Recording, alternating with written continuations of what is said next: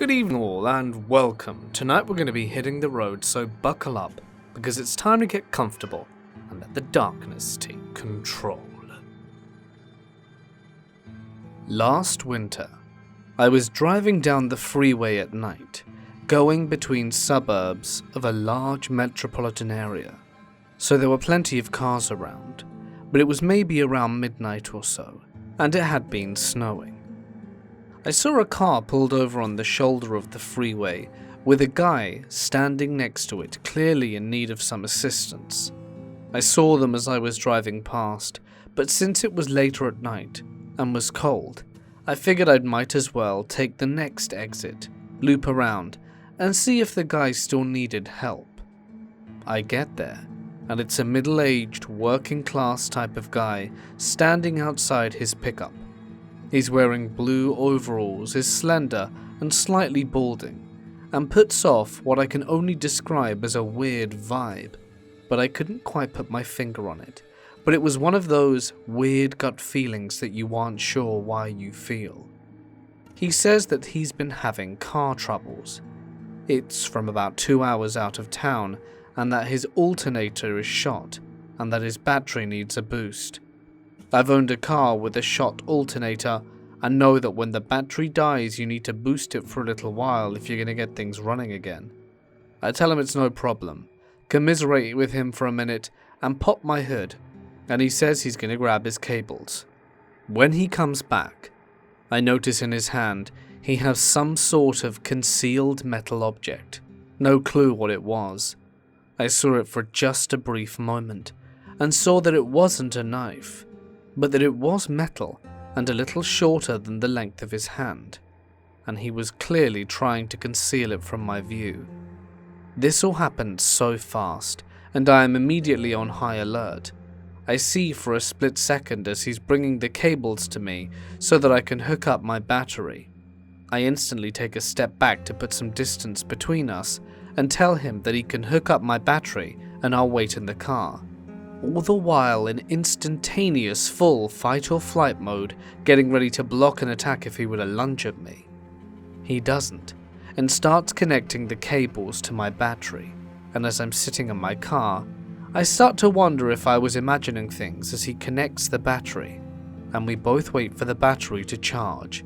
Maybe it was just something that was bundled in with the cables, and that he just had in his hand. Perhaps I misread the situation as dangerous.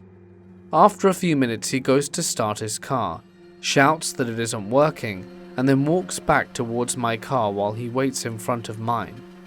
After a few minutes of waiting, he puts his head back under the hood of my car to fiddle with the cables. All the while, I'm watching him intently to make sure he doesn't come to the car window because I was still spooked.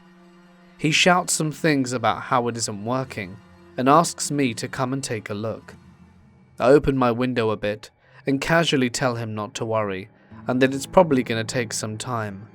Luckily, I can just barely see my battery in the dark, through the gap under the propped hood of my car through the windshield directly in front of me.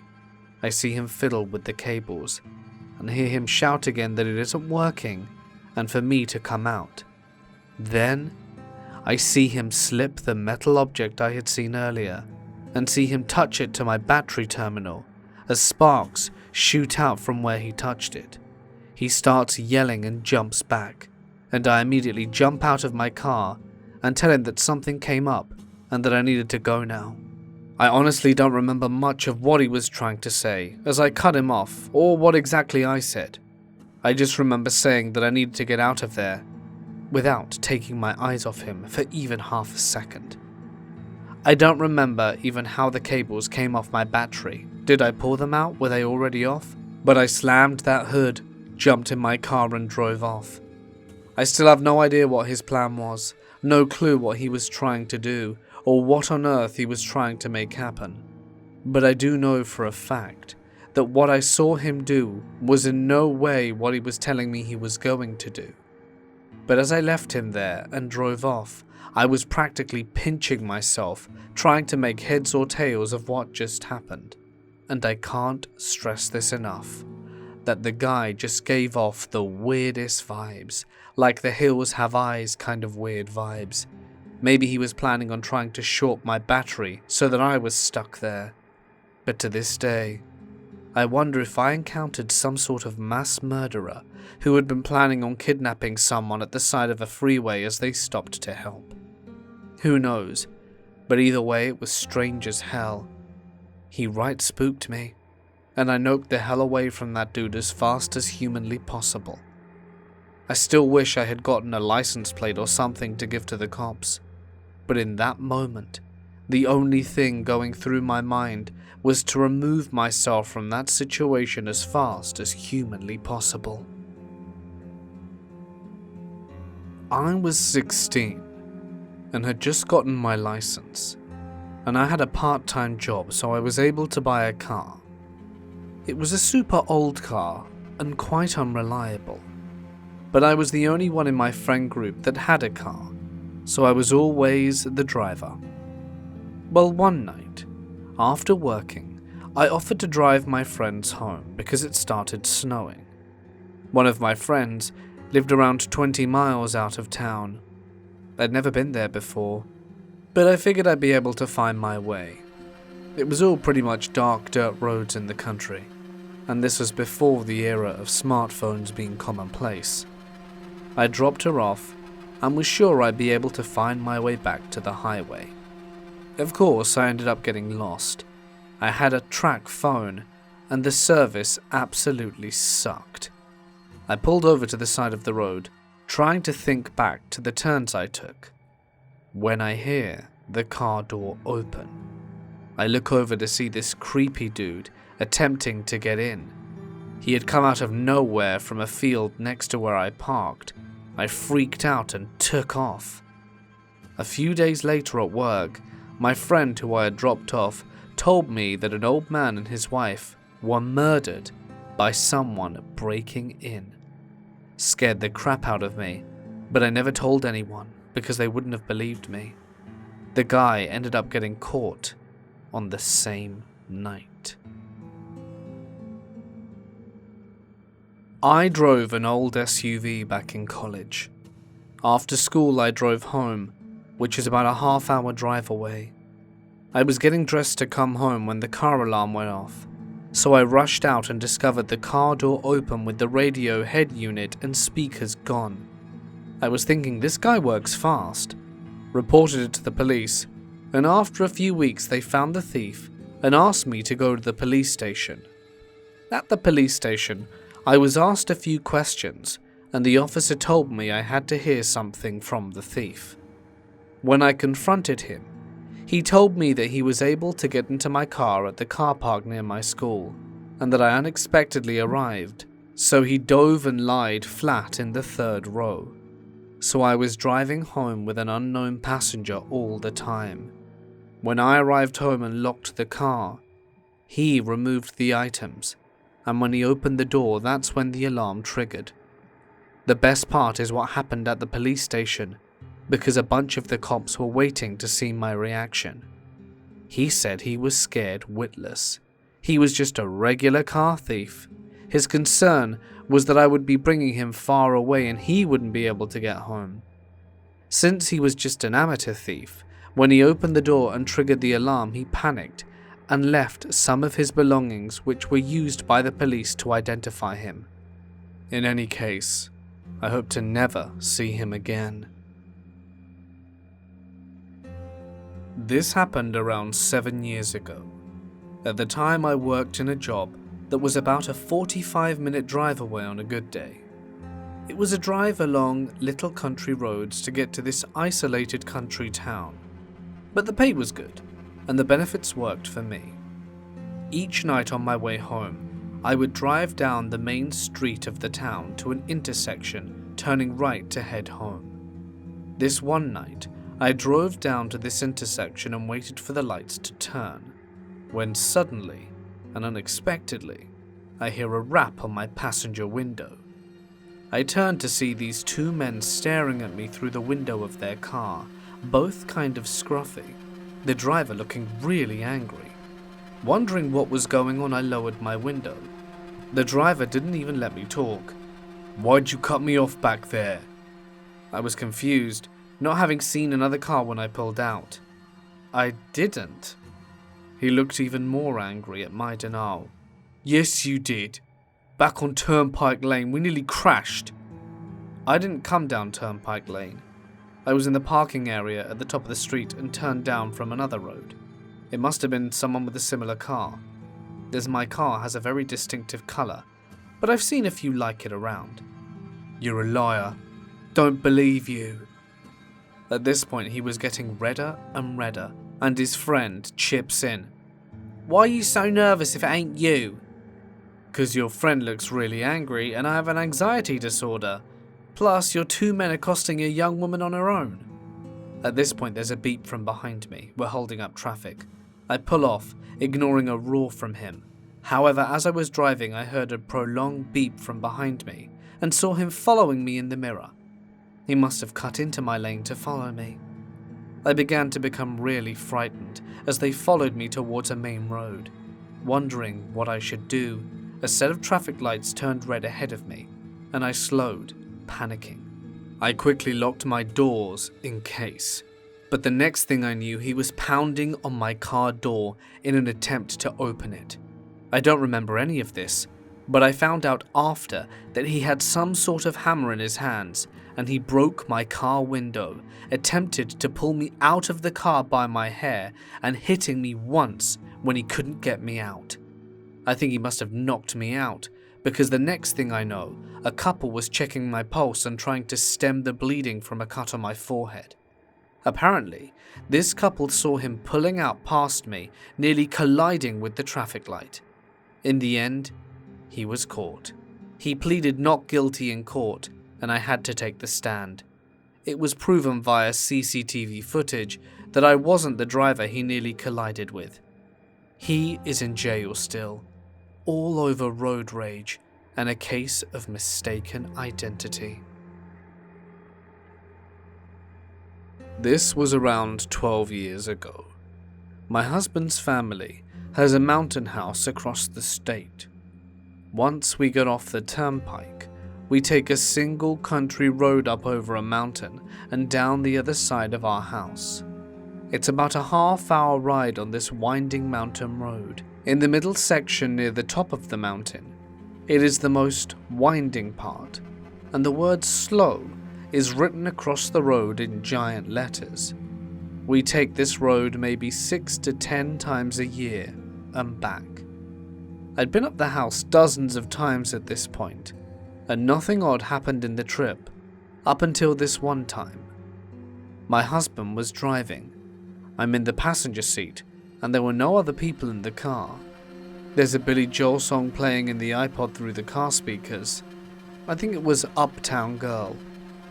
There is no radio reception anywhere near this remote mountain, and as we approach the area where slow is written across the road, a man's voice, not Billy Joel's, comes through the car speaker and says in this deep, creepy-ass voice, "Slow down." The words were not in that song. My husband and I look at each other like, "Oh my god, did you hear that?" We have no idea where it came from, since there are no houses or anything on this side of the mountain, and we didn't pass any other cars on the way down. But we do laugh about it, and bring it up every once in a while when we go up the mountain and see the words slow on the pavement. It's never happened again in the hundreds of trips we've made since that night. 2 years ago, when my autistic daughter had trouble sleeping at night, she was 1.5 at the time, I would place her in the car seat and drive her around. It was the only way she'd fall asleep soundly, and I lived with my parents in a nice neighborhood. So one night I'm driving, and my girl had finally fallen asleep. It's 9 p.m. at this point, so I'm hungry, and want to let her fall into a deeper sleep so that I can move her. I get some food from a drive-thru and pull over on a side street right next to the restaurant so that I can eat. I'm finishing eating and look back to check on my kid, and suddenly, these super bright headlights pull up behind me a little too close, I wave apologetically, assuming whoever it is trying to park at the house I'm currently in front of. So I pull away and start going down the street, and once I'm at the end of a few blocks and around the corner, I see the headlights again. No biggie, this is a semi-busy side street, so people cut down this way all the time. Only this person is riding my ass like I'm not moving fast enough, and I get annoyed and change lanes to get out of their way. Almost as soon as I do, they follow.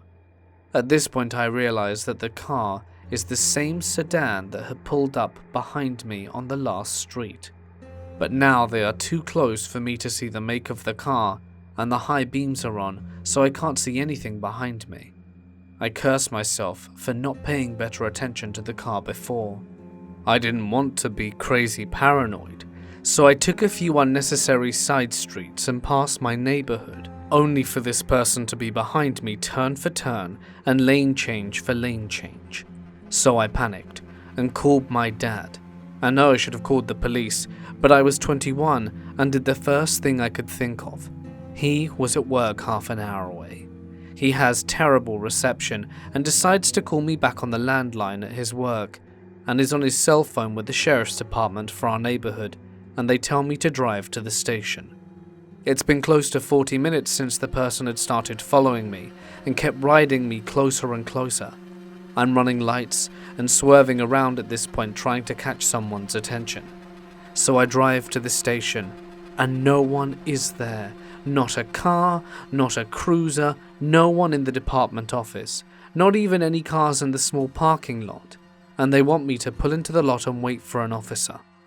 I'm alone, and my 1-year-old is now fussing in the back seat, and there is only one way in and out of the parking lot. I note past the station and tell my dad to tell the officer that there's no one there. I see a sheriff's car at the light ahead and start to honk and flash my lights as he drives across the intersection I am driving to. He either misses what I'm doing or ignores it. It's now been a little over an hour, and the person has tapped my arse 4 times. Eventually, I saw another sheriff's car and just laid on my horn, and I think he caught on because he busted a U-turn and came back towards us. As he did, the car behind me disappeared into the mall across the street and the officer followed. I was instructed to go back to the station and did so, and eventually, I was waiting for so long, I went inside, triple locking the door of my car because I was terrified. The office had no one except an emergency phone on the desk, and that one only connected me to another extension. To wrap the story up, they made me feel crazy and said they never found the car, and that all they could do was make a statement since technically nothing happened. And he offered to follow me and my daughter home, only to drive away as soon as I parked, while I was left to take my sleeping kid inside, shaking so hard I couldn't unlock the door. I ran upstairs to my mum's room. She was on pain medication after a surgical procedure, so she was asleep. And I shake her awake, sobbing, and tell her what happened. It took me 2 days to sleep again at night, and to this day I refuse to do night drives with my daughter. I was 19, driving home from work late at night from a bar and grill. My drive home was about 14 miles and roughly half an hour. I noticed a blue car immediately after leaving. As it was late, maybe midnight to 1 a.m., with only cars around. It was not police, and no one I recognized. A bearded average man. This car followed me all the way home, down the main roads, and I turned into my sub, and so did they. I was keen to this, and started driving in loops as to not lead them to my house. They followed me down every side street. They were very clearly going well out of their way to follow me in the middle of the night. This is when I went into fight or flight. If I got pulled over, I would explain to the officer what was happening, and be happy to go to the station where it was safe. We were the only cars on the road, and after a few shakes, I lost them, or so I thought. I made sure to speed enough on a few turns with my lights off so they couldn't see where I turned, and sat for a minute with all my lights off and phone down to pitch black. I looked in the rearview mirror. Nothing. Then after a minute I saw them turn on my road. I left my headlights off and absolutely drove lawlessly to escape them. No headlights, stop signs, or speed limits in an urban area. It was honestly insane. Luckily I drove to a friend's house and he had a small party going on, so I knew I was safe. I'm never gonna know who it was or why they did it, or what would have happened if I'd had led them home. Thank God I'm a great driver and watched enough spy movies to probably save my life that night. This summer, my 17-year-old daughter was working a late night shift. It was a little after midnight when I left to pick her up, so when I stepped outside it was eerily silent. You couldn't hear the frogs, insects, nothing. I stood there just waiting to hear them again, but I had this awful feeling something was watching me. I got in the car and just shook off the weird feelings and turned the radio up loud to distract myself. So I started driving down the road with my brights on, as there are many deers in the area, and make a right-hand turn once onto another road. Making the turn, my headlights caught a glimpse of something. It was black, quick, and jumped from the roadway onto the side of a steep hill on the opposite side. I was scared at this moment. I was afraid to drive past this area. For the remaining drive, I kept trying to rationalize what I had just seen. Was it a deer? Some animal? Maybe an alien? The possibilities were endless, but I had never seen anything like it. When we made it home, the nightlife noises were back and thriving. There was no eerie feeling that something was lurking nearby. A few weeks had passed and I had spoken with a neighbor that lives 10 minutes away, as we live way out in the country. And she said some weird things had been happening around there. I thought maybe she meant a thief or coyotes were around.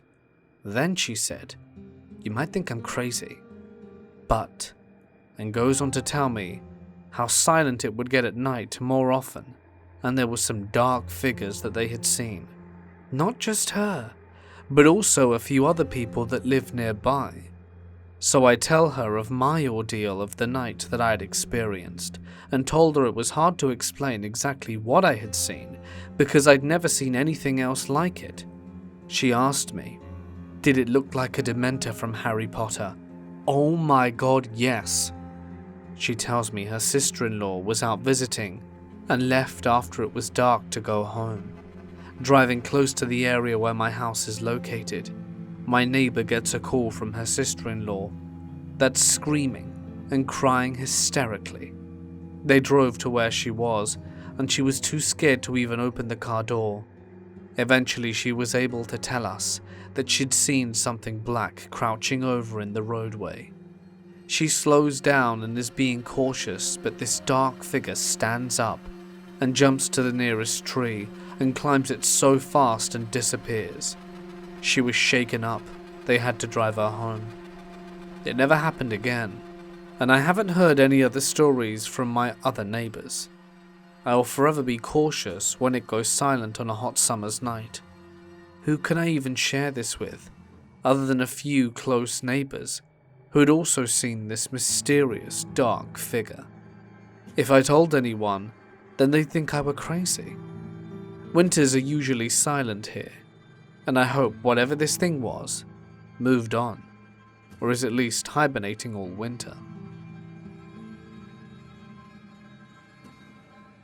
I am chronically ill, and one morning had a doctor's appointment. It's a regular thing for me.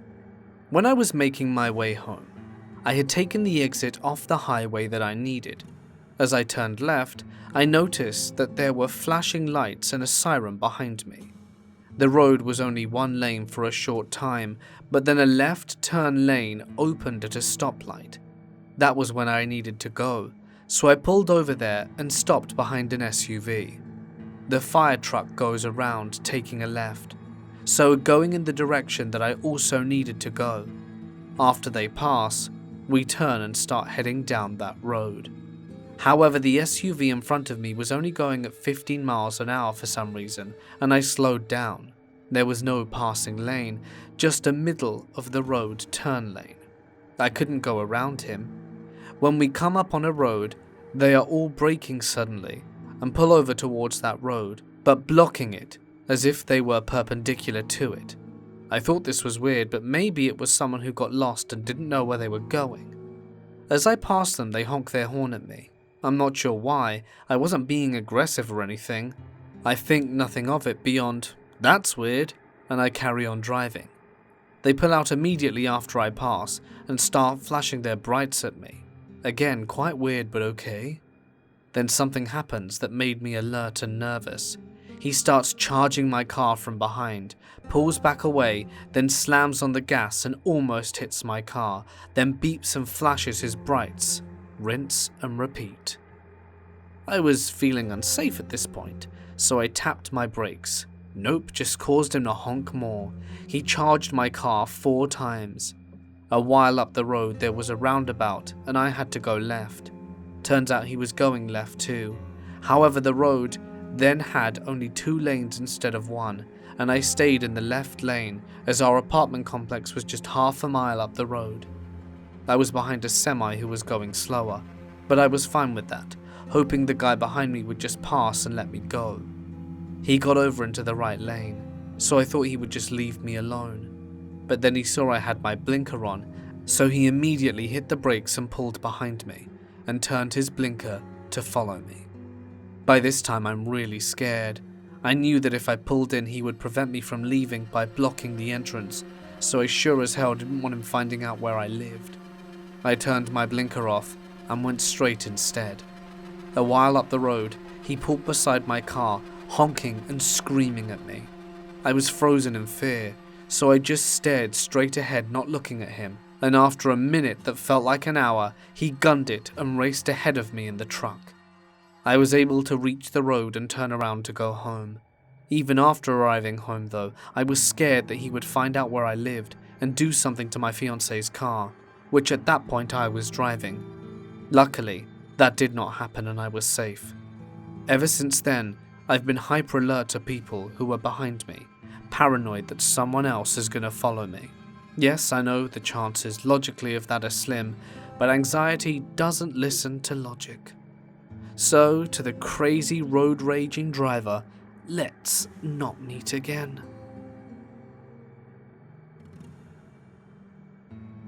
When I was younger, aside from being a printer, I did pickups and deliveries from the shop. This day I went down to the warehouse near the docks to pick up some paper. I'm about ready to pull out when I notice a semi about to pull out too. So I thought I'd let him pull out first, because I didn't want a semi on my arse on a gravel road. I pull out after him seconds later when the trailer unhooks from the truck. Now I got this huge runaway object hurling itself in my face. Luckily the wiring that hooks up the lights held, and it snapped back a bit, wobbled and fell on its side. I got out and helped direct oncoming traffic and told the driver that I never saw anything like that before. He then said like it was nothing and that it happens once in a while. Does it? I just don't like being behind semis anymore and always change lanes if I can. Some people think I'm nuts, but I think better safe than squished. A few years ago, my brother and I were driving a 15-hour drive overnight across 3 provinces in Canada to meet up with our parents and other family at our grandmother's house. It was summer, and it was rainy and flooding a lot of the roads that year, so we had to go off the main route we would take, Trans-Canada Highway, and take some more rural roads we never usually drove on this trip. In the middle of Saskatchewan, at around 2 to 3 a.m., we were on a road called Lewis Rail Trail. We had noticed and made some comments to each other about there being no one around, and so we were hoping that the roads weren't closed or redirected up ahead again. We both had noticed it seemed like the road was totally deserted, but also it wasn't the main highway, so we thought maybe it was just why there was no one else around as we were going along.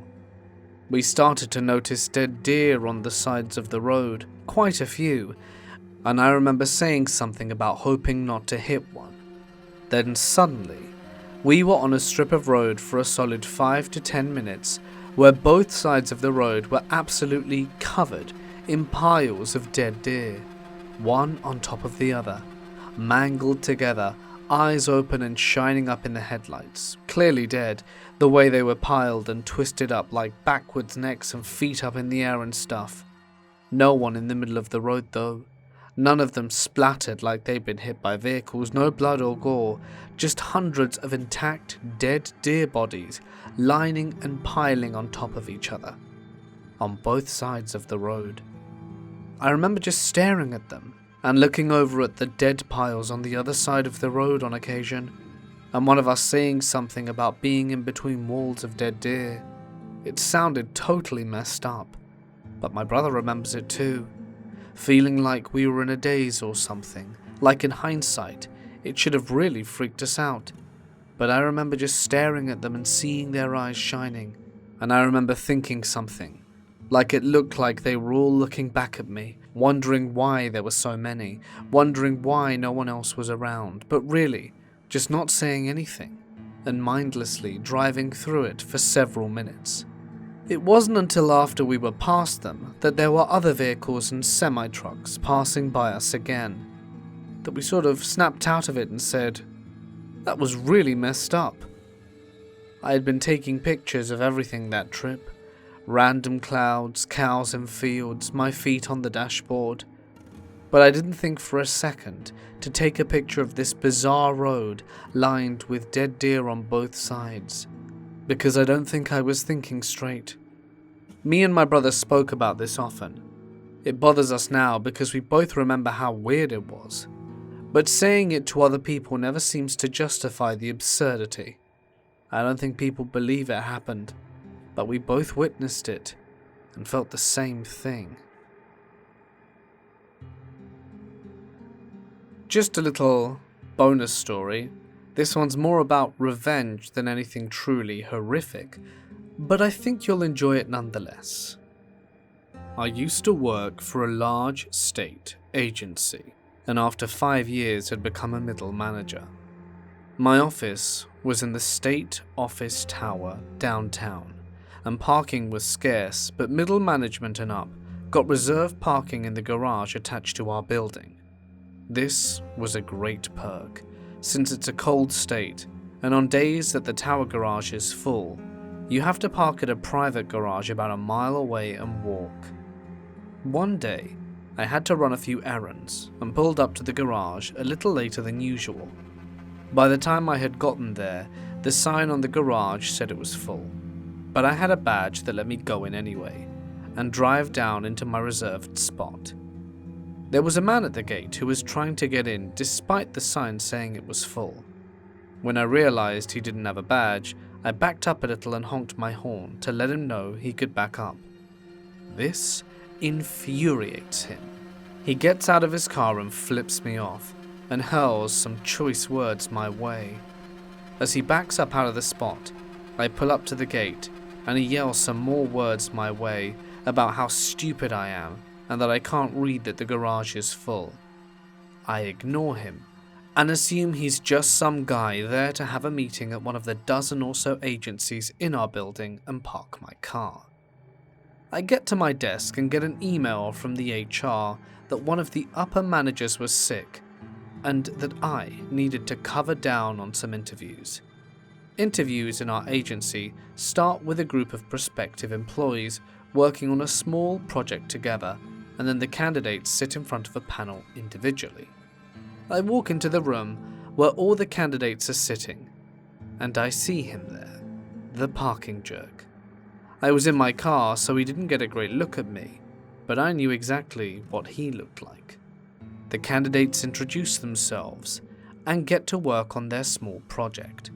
Parking Jerk was trying to control the entire process, but they successfully completed the project as a team. The panel then asked all the candidates to go sit in the hall while we discussed, and we would call them individually when we were ready. Once they were all out of the room, I giddily told my co-workers about my interactions with Parking Jerk, and they die laughing. We call him in first and begin asking him basic employment questions. He is otherwise a strong candidate but was very full of himself. The rest of the panel goes first, and finally it's my turn. How do you react under stress? I handle it fine. I'm a very level-headed person. Come on, everyone gets a little flustered at some point.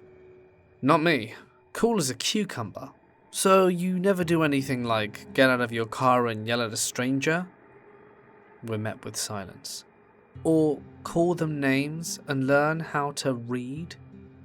That's when we all see the blood drain from his face.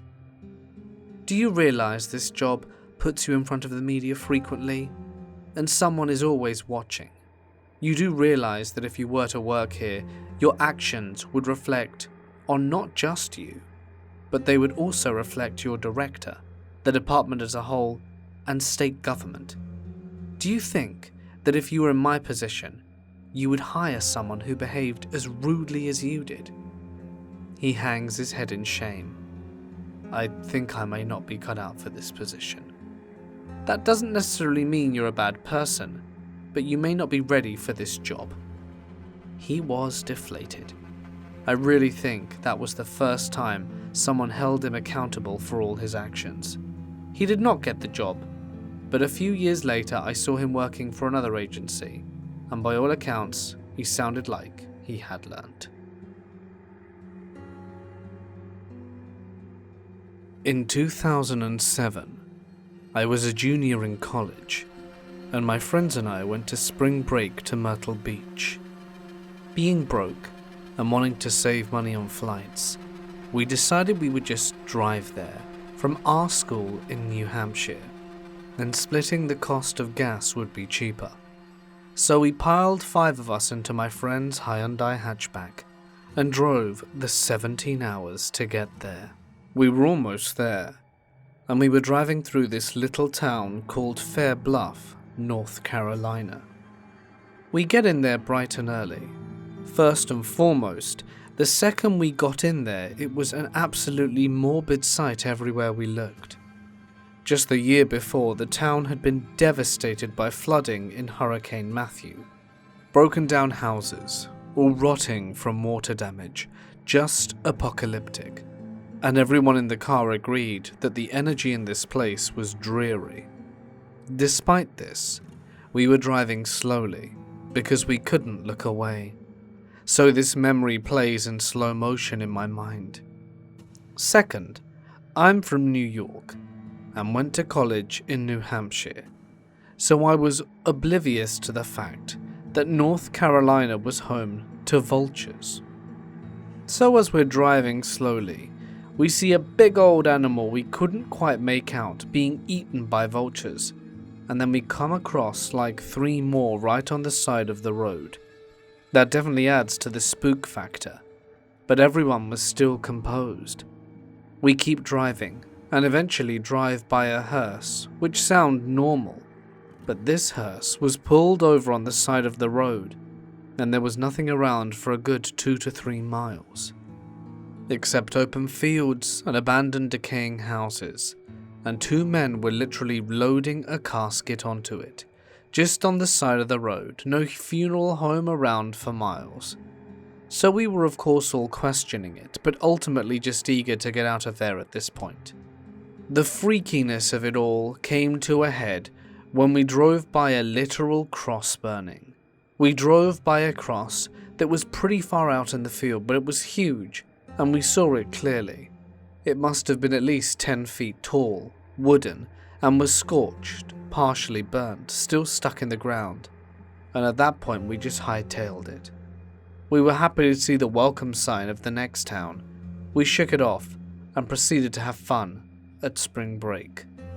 At the end on the way back, however, it started to snow, and as we were driving through Fair Bluff again, this time it was pitch black, without a single light except for our headlights. The car was hydroplaning like crazy, and we were dangerously low on gas. We got out of there all right, but I felt genuine fear, both the first and even more the second time we went through. You'll never catch me rolling through there again.